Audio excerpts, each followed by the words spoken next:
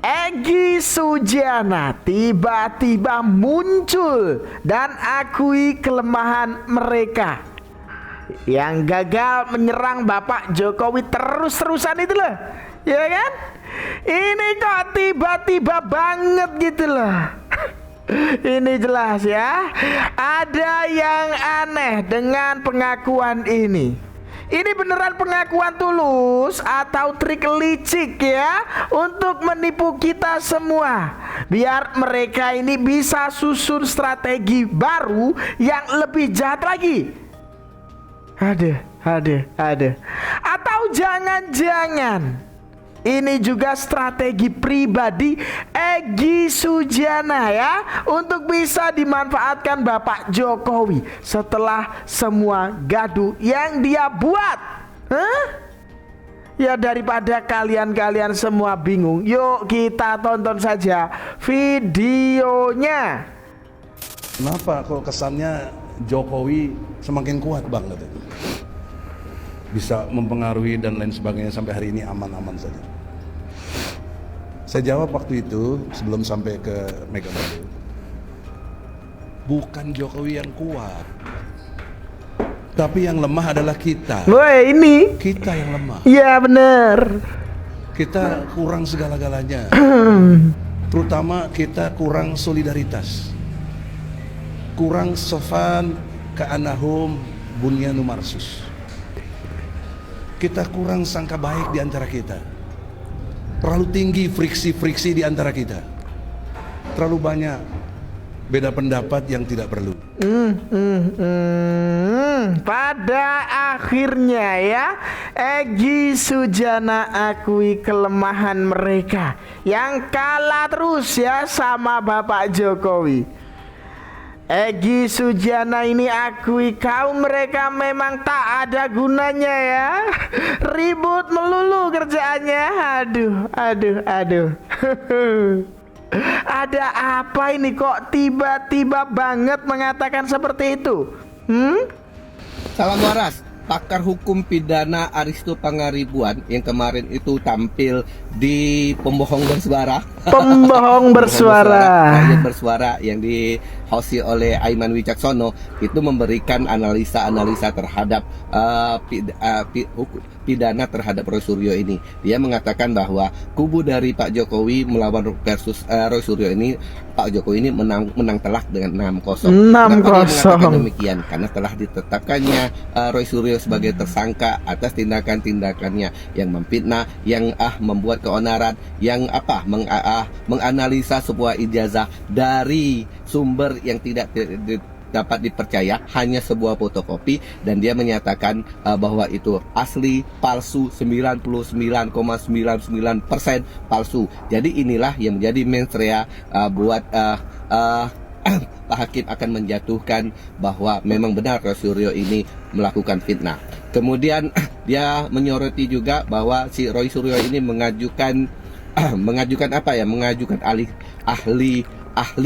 ahli-ahlinya, tapi jelas sekali kata Aristo Pangaribuan bahwa ahli-ahli yang diajukan Roy Suryo ini hanyalah ahli tata bahasa, ahli hukum yang pada dasarnya akan dikesampingkan oleh hakim. Nah, kenapa dia berpendapat demikian? Karena menurut dia saksi yang sangat meringankan itu adalah saksi yang benar-benar melihat kejadian yang sebenarnya. Jadi mestinya misalkan si Roy Suryo ini harus menghadirkan orang UGM yang menyatakan bahwa memang ijazah itu palsu, tapi kan tidak mungkin katanya. Atau juga orang yang tahu bahwa memang benar ijazah ini dibuat di pasar pramuka. Nah, itu yang benar-benar dapat membuat hakim itu mempertimbangkan kebenaran dari yang diklaim oleh Roy Suryo dan kawan-kawan ini. Tapi kalau untuk ahli-ahli yang hanya ahli hukum, ahli pakar tata negara, dan ahli ya kayak gitu, ya itu hanya akan meramaikan persidangan saja katanya. Nah, jadi kita masyarakat mesti cerdas sekali ya apa yang mesti kita lakukan ketika seseorang ini akan melakukan fitnah-fitnahan tersebut, ya kita pilah-pilah juga mana yang benar dan yang tidak. Ya, Pak Jokowi versus Roy Suryo CS ibarat pertandingan bola. Bapak Jokowi ini unggul 6-0. Waduh. Tapi kenapa ya? Si Egy Sujana tadi ya baru sadar sekarang gitu. Padahal dari dulu ya mereka itu ya harusnya sadarnya ya dari dulu ya. Tapi kenapa baru sekarang? Padahal dari dulu udah kalah telak gitu loh ya sama Bapak Jokowi. Heran. Mas Rifai, pertanyaan dari Bang Refli itu sebenarnya sudah diutarakan berkali-kali ya. Kalau memang asli, tunjukkan aja biar nggak bikin gaduh. Katanya begitu. Mas Rifai jawabannya apa? Panjang. Enggak. Siapa yang memperpanjang permainan ini kalau yang bersangkutan sini saya nih loh ijazah saya. Udah. Apakah selesai? Enggak juga. Tapi jangan tertipu ya. Bisa jadi pengakuan kalah mereka ini sebagai tipuan mereka ya untuk merencanakan taktik baru.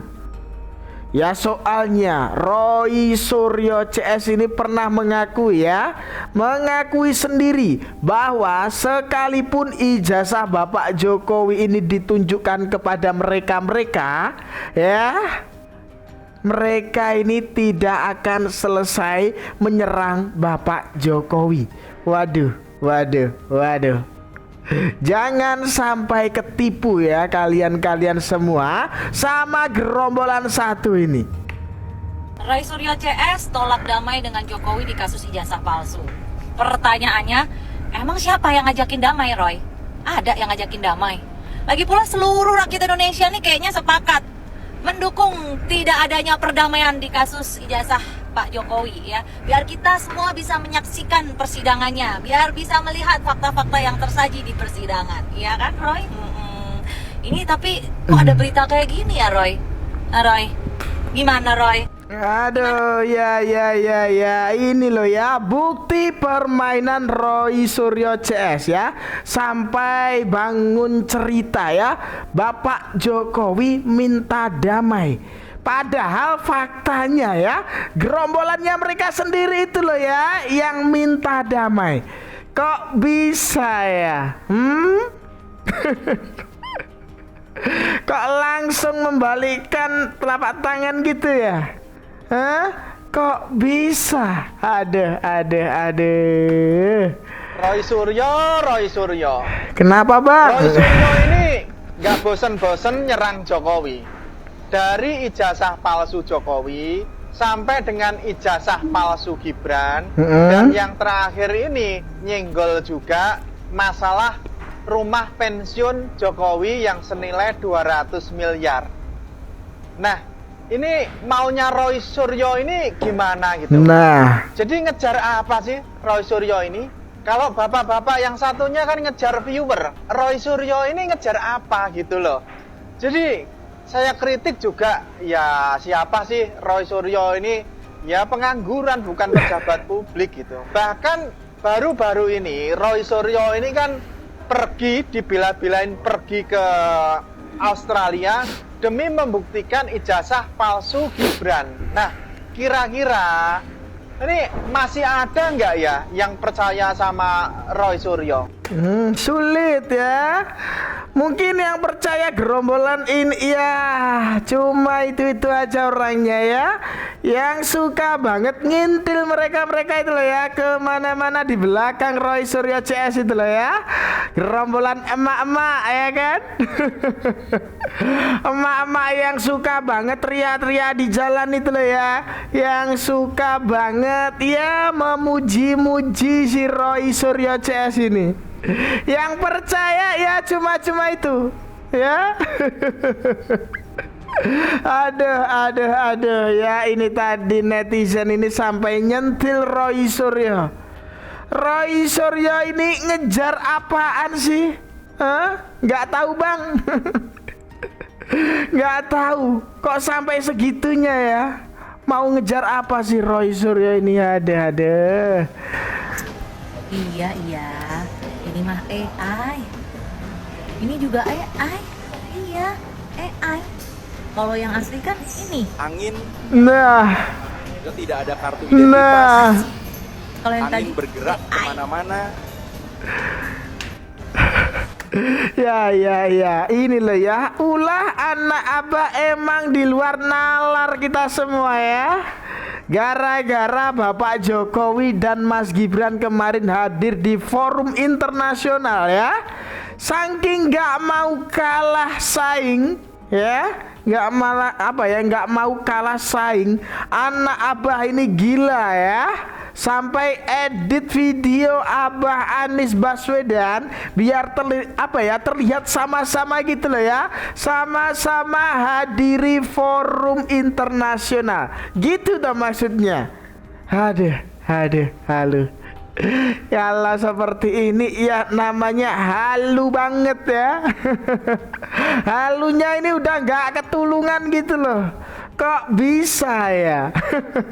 Waktu pemilu 2014 orang yang paling dekat dengan Jokowi itu Anies. Ya, dia jadi bicara. Berbicara dan hampir 24 jam bersama Jokowi. Kemanapun Jokowi dia ada di sampingnya, bukan di belakang, di samping. Berpidato pun ada sama Anies. Yang catat apa yang masalah Anies lah. Dan kemudian jadi menteri. Wow, ini.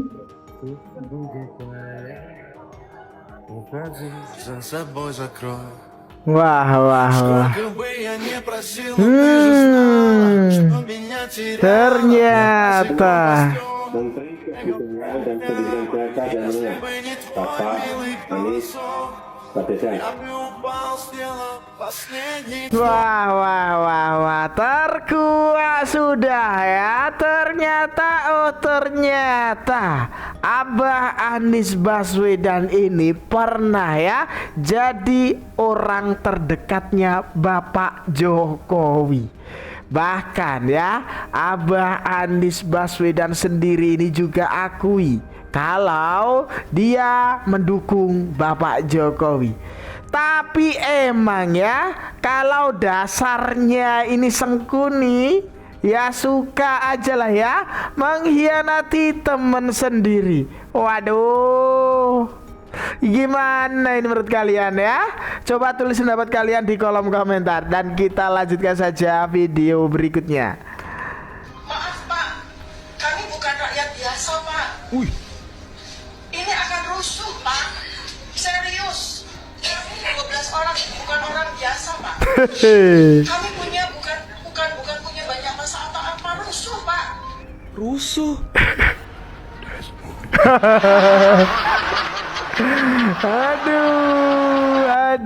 Aduh, kok bisa-bisanya ya ini salah satu dari gerombolan RRT yang namanya Dokter Tifa ini loh. Kok bisa-bisanya menyebut kami bukan rakyat biasa Bapak. Weh, rakyat apa ini? Rakyat sakti atau yang mana ini? Atau keras sakti ini? Aduh, heran gak kalian? Ini rakyat apa? Bukan rakyat biasa itu. Aduh, kocak bener ya. Saudara-saudara, kembali muncul isu murahan tentang ijazah Presiden Joko Widodo. Kali ini, seorang yang mengaku peneliti, Dr. Tifa, mencoba membawa-bawa nama dengan riset yang katanya menemukan kemiripan dengan seseorang bernama Dumatno. Namun faktanya, hasil riset itu hanyalah abal-abal, tidak berdasar, bahkan tidak ada satupun bukti nyata yang bisa dipertanggungjawabkan. Alih-alih membuka fakta, justru cara dokter. Tifa ini terlihat jelas hanya mengada-ada. Masyarakat pun mulai jengah dan tidak simpatik, karena setiap kali isu ijazah ini dibangkitkan, ujung-ujungnya hanyalah fitnah tanpa dasar. Publik semakin melihat bahwa tuduhan semacam ini bukan untuk kebenaran, melainkan sekadar upaya menjatuhkan citra, tanpa memikirkan logika maupun akal sehat. Di mana logikanya, Dr. Tifa, terlihat hanya mencari panggung saja yang tidak mereka tahu. Padahal dia ini menjatuhkan diri sendiri dalam pandangan masyarakat. Pada akhirnya yang terjadi bukan mempermalukan orang yang dituduh, melainkan memperlihatkan siapa yang sebenarnya suka membuat kegaduhan. Dan jelas masyarakat tidak mudah dibodohi dengan isu-isu murahan seperti itu. Ya, isu ijazah palsu adalah isu murahan ya, yang dibuat-buat gitu loh. Bahkan terbaru ini ada Bapak Dumatno ya, yang ngetawain analisa dari trio RRT ya, saat ditemui oleh Andi Aswan. Waduh, kok bisa-bisanya ya mereka itu loh ya, saat mau keluar rumah itu atau apa ya, apa nggak ngaca dulu ya? Saya mau kemana gitu, saya mau melakukan apa gitu, apa nggak dipikirkan dulu, langsung aja gitu? Kok bisa ya, semakin hari malah semakin ya nggak jelas seperti ini? Ada. Tapi ini tadi aneh banget ya, dari gerombolan mereka yang namanya Egy Sujana. Lah kok tiba-tiba mengakui kelemahan mereka? Mengakui kelemahan mereka yang selalu kalah terus-menerus ya melawan Bapak Jokowi. Kok bisa ya? Ada apa ya? Gimana ini menurut kalian? Gimana coba kalau sudah seperti ini? Tulis pendapat kalian di kolom komentar ya. Dan itu tadi sedikit informasi yang dapat saya sampaikan dalam video kali ini. Jangan lupa subscribe channel Perspektif. Dan jangan lupa juga share video ini ke grup-grup WhatsApp atau yang lainnya itu. Ada kurang lebihnya saya mohon maaf ya. Sekian dari saya. Terima kasih.